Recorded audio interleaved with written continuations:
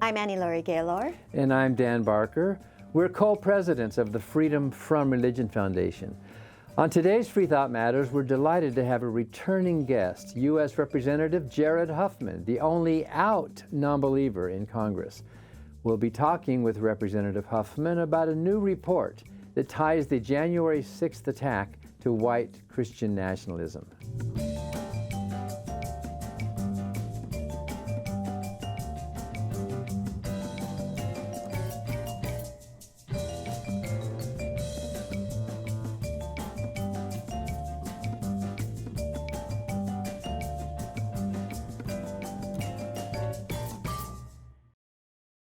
The Freedom from Religion Foundation, which produces Freethought Matters, is the nation's largest association of free thinkers. That's atheists, agnostics, and other non-believers. We invite you to join us in our vital work to keep our secular government free from religious influence. Become a member at FFRF.org or ask for a complimentary copy of our newspaper, Freethought Today. Freedom depends on freethinkers. Watch prior episodes of Freethought Matters on FFRF's YouTube channel.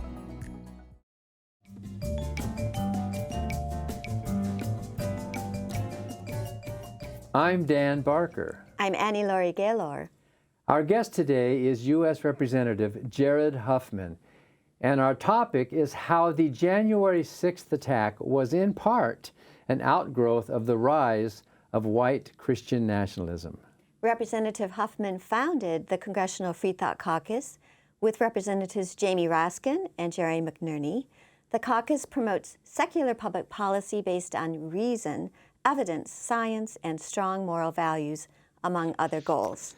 So welcome back to Freethought Matters, Representative Huffman. Thanks so much for joining us again on the show.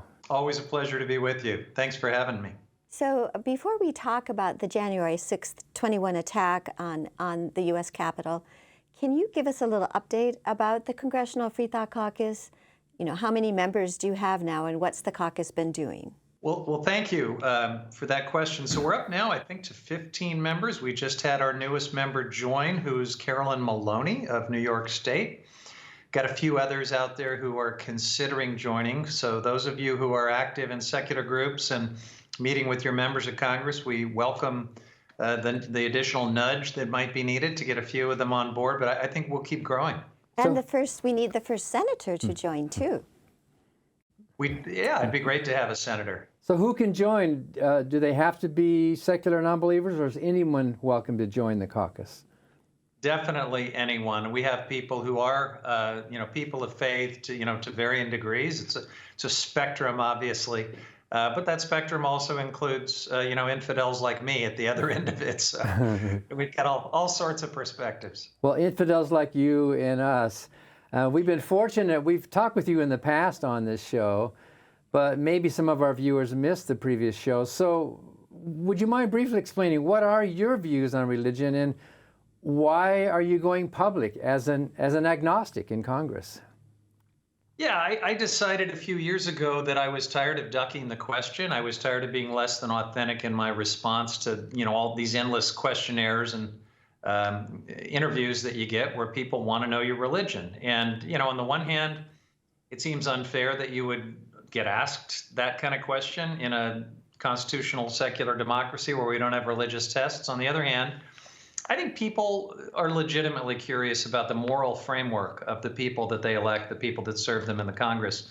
So I came out as a humanist. I don't believe in God, but I definitely feel like I have a strong moral framework. And for me, the humanist label works well to explain that to people. And it's been a really positive experience.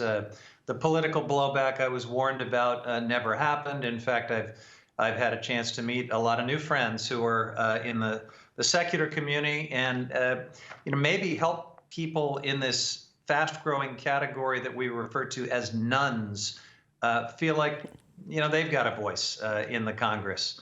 My colleagues are starting to, I think, clue in to the fact that the fastest-growing religious category in America are people who don't have religion. So by nuns, you mean N-O-N-E-S.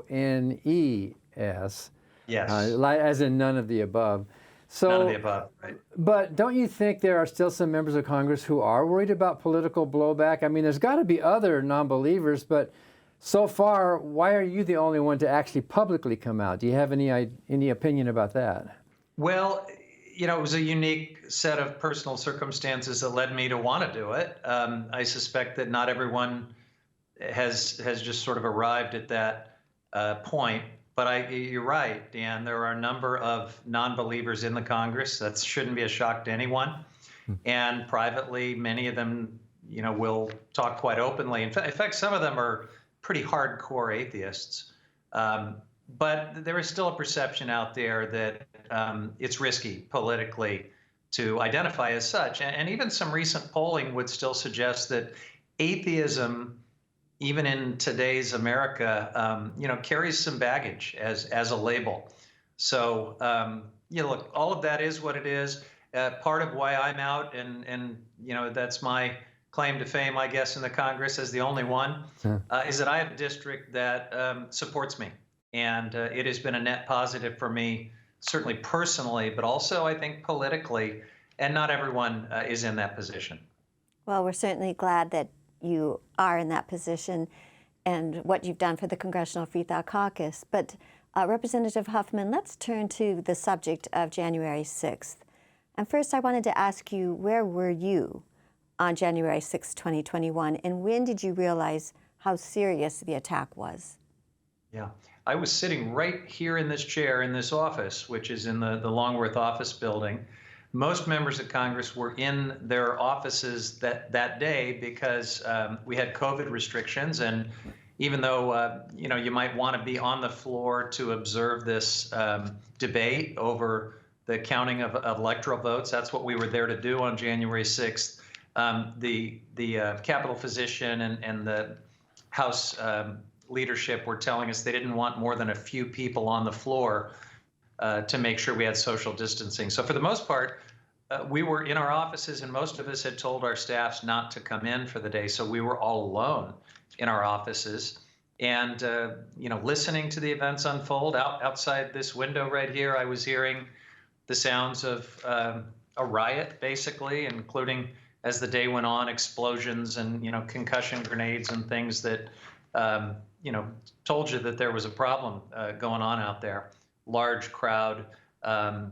So it was a surreal day for those of us that were here in our office trying to get information about what was happening. We were madly texting our colleagues who were on the floor. We were getting constant updates from the Capitol Police and of course, following Twitter and the media to the extent that they were able to help update us. And your co-chair, Jamie Raskin, was on the floor that day. It was really scary for him for a lot of reasons.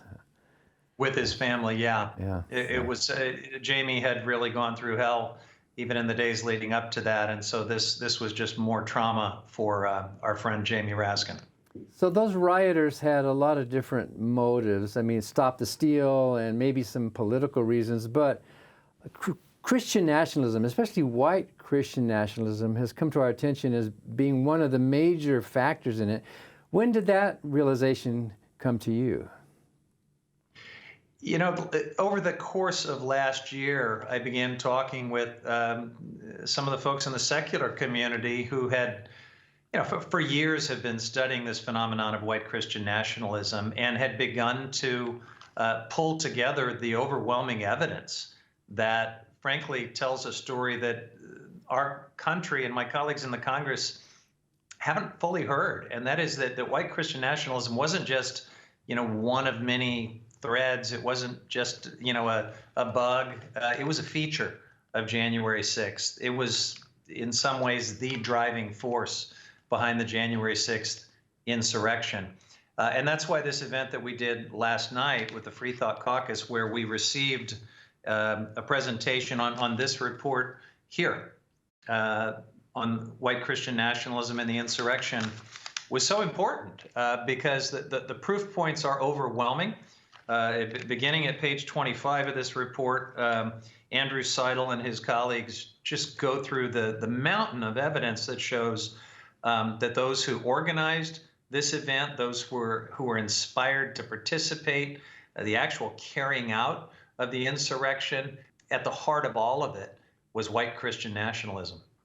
So, as you mentioned recently, the Freedom from Religion Foundation, with our allies at the Baptist Joint Committee for Religious Liberty, did issue a joint report that you just held up, delineating that role that white Christian nationalism played in last year's assault. And I want to mention some of the other contributors. There were prominent experts on Christian nationalism, Professors Andrew Whitehead and Samuel Perry, who are authors of Taking America Back for God, journalist Catherine Stewart, who's author of The Power Worshippers, Dr. Jamar Tisby, who's an historian of race and religion and has authored a book about the truth about American church's complicity in racism, Amanda Tyler from the Baptist Joint Committee, and then, of course, Andrew L. Seidel, who is the author of The Founding Myth, Why Christian Nationalism is Un-American. And what were some of the big takeaways from the report for you, Representative Huffman?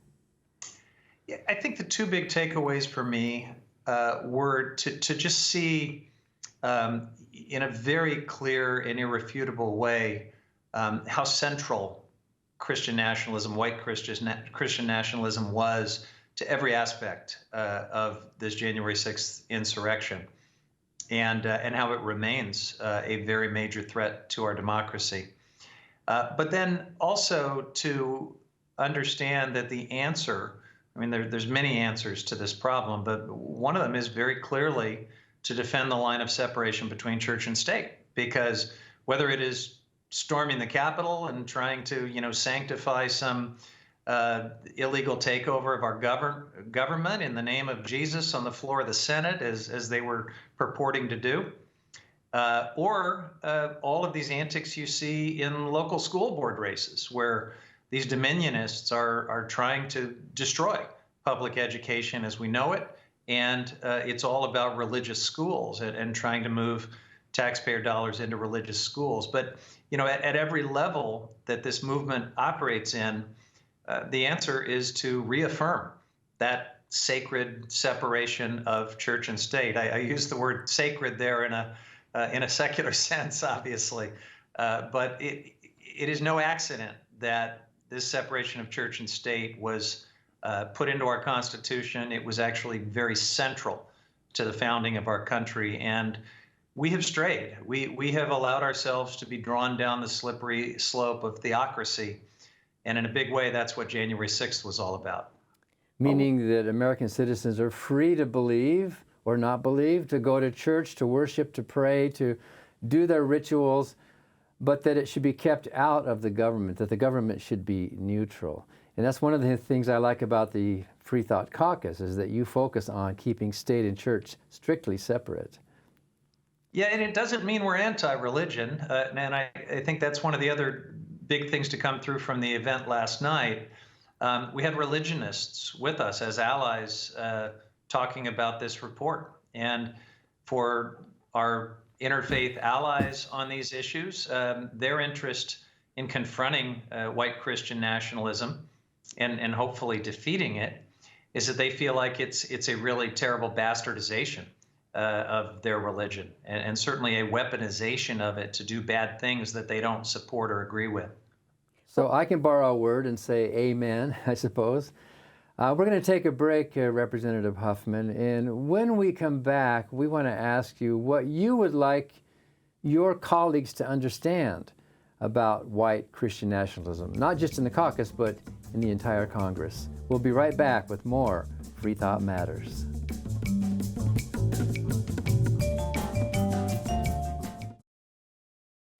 Hi, I'm Ron Reagan, an unabashed atheist. When I first recorded that commercial back in 2014, being openly atheist in America was still fairly uncommon. Today, the fastest growing religious group in the country is the non-religious, especially among the young. That progress is heartening, but the religious pushback is fierce and the forces of Christian nationalism are well organized. Our progress won't continue unless we work together so that reason and our secular Constitution will prevail. That's why I'm asking you to join the Freedom from Religion Foundation, the nation's largest and most effective association of atheists and agnostics working to keep state and church separate, just like our founders intended. Please join the Freedom from Religion Foundation today. Ron Reagan, lifelong atheist, not afraid of burning in hell. I believe in an America where the separation of church and state is absolute, where no religious body seeks to impose its will, directly or indirectly, upon the general populace. Let's restore respect for America's secular roots. Help the Freedom from Religion Foundation defend the wall of separation between state and church. Join us at ffrf.org. Freedom depends on freethinkers. We're continuing our conversation with U.S. Representative Jared Huffman, who is the only member of Congress so far who publicly identifies as non-religious, and he's the co-chair with Representative Jamie Raskin of the Congressional Freethought Caucus. We're talking with Representative Huffman today about some of the white Christian nationalist roots behind the January 6th insurrection that haven't been widely understood. So, Representative Huffman, what would you like your colleagues to understand about white Christian nationalism? And there's that word white in front of Christian nationalism too, that maybe needs some explanation. In some ways, the word white is almost as important as the word Christian. Because yes, these are folks who have adopted the symbology and have kind of ripped off some of the biblical underpinnings of Christianity for their movement. But at its core, it is a view of civil society where the true Americans are white and Christian, people like them. So many interesting things about that. One is, and we heard from some scholars about this last night, that this is not a new thing. This has been with us for a long time. This is essentially the view of the Klan in the Jim Crow era. The other aspect of it is that it is very violent. The folks who subscribe to this ideology almost always, lean into violent metaphors, to talking about holy wars, and that can obviously be combustible, and it certainly spilled over into actual violence on January 6th. Well, if you think that there's a God and that God is on your side, and you're being persecuted because this is supposed to be only a nation for white Christians, then I suppose that would encourage violence. I think religious extremism, coupled with political ideology almost always leads to violence. So we know that Congress is now investigating the insurrection. Do you think the January 6th committee, which by the way involves Jamie Raskin, who's your co-chair, do you think that committee will come to the same or similar conclusions you have about the role of white Christian nationalism in the attack? I hope it's something that they talk about, because I think it needs to be understood. Look, if our goal is to understand and hold those accountable who participated in the January 6th insurrection, and to protect our democracy against further threats, we have to absolutely understand what happened, why they did what they did, who they are.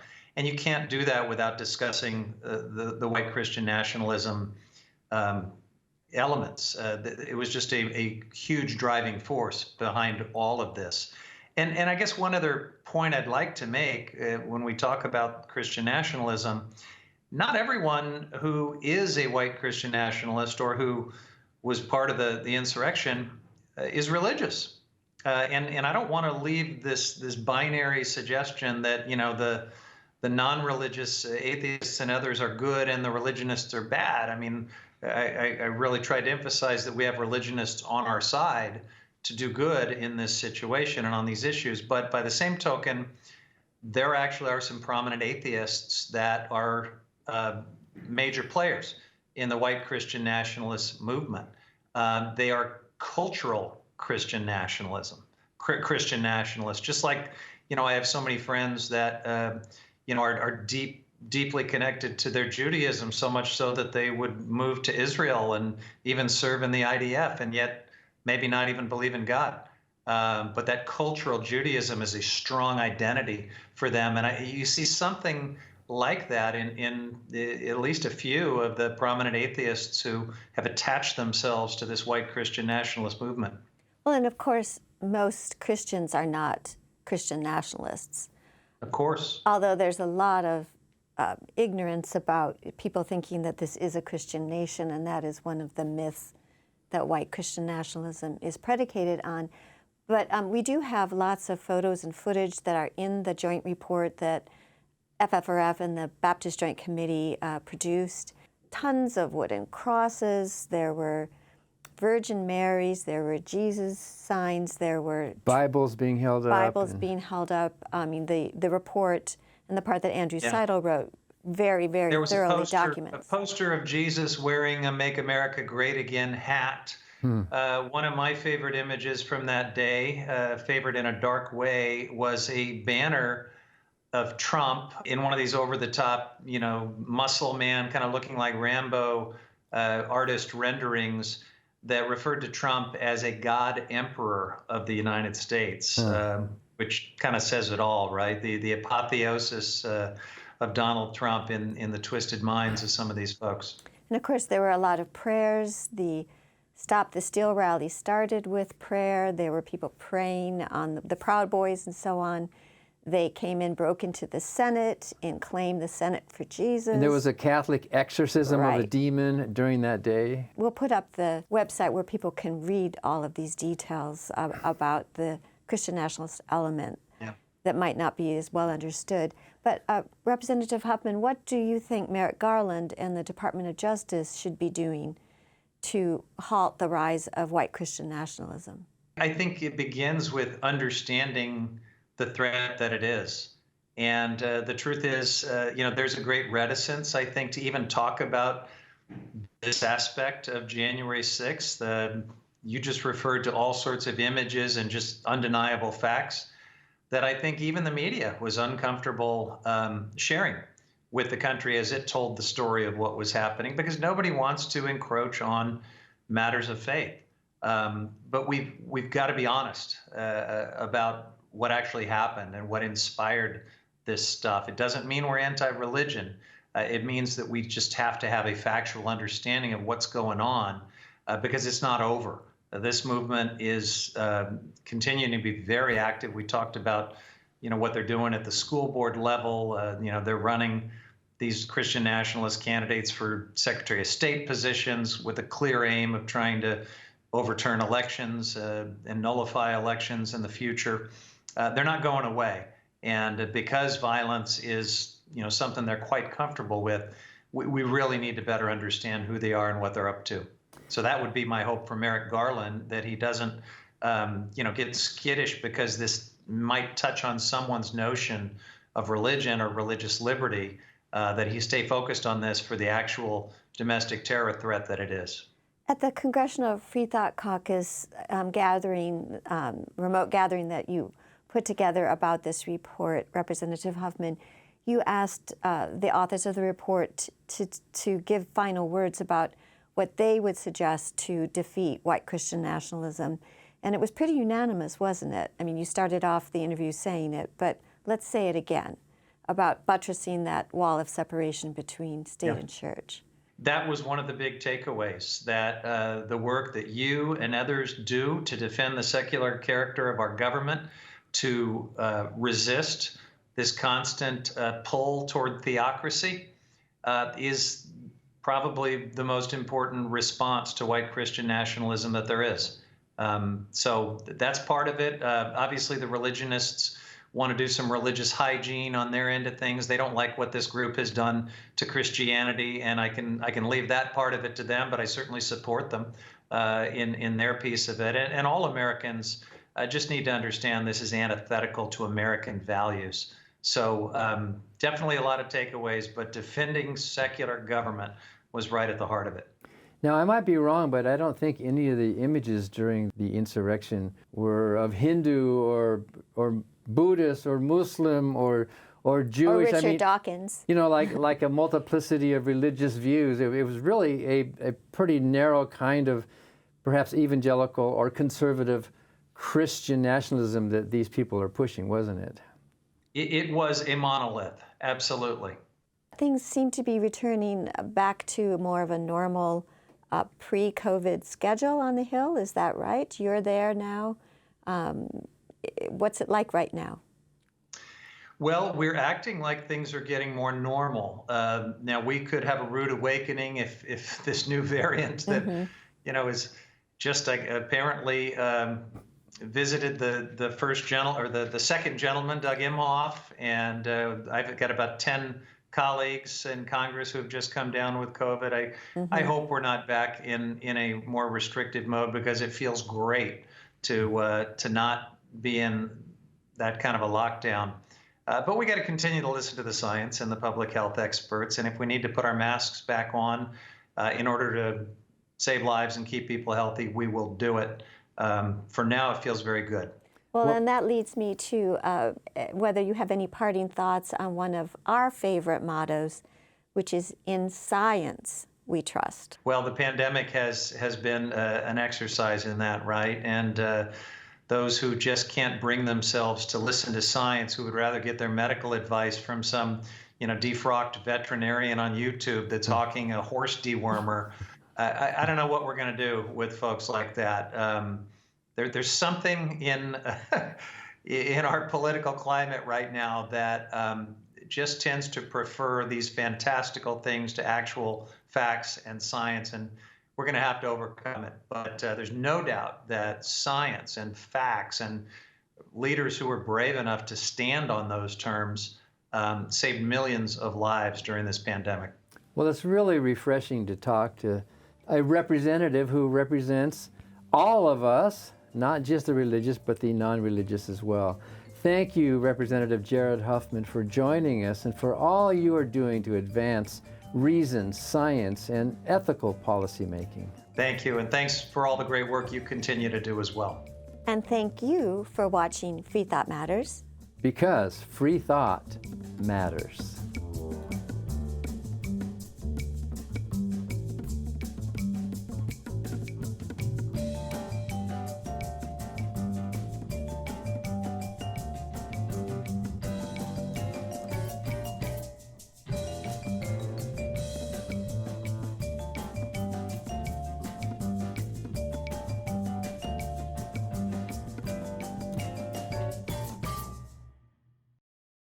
Hi, I'm Steve Pinker.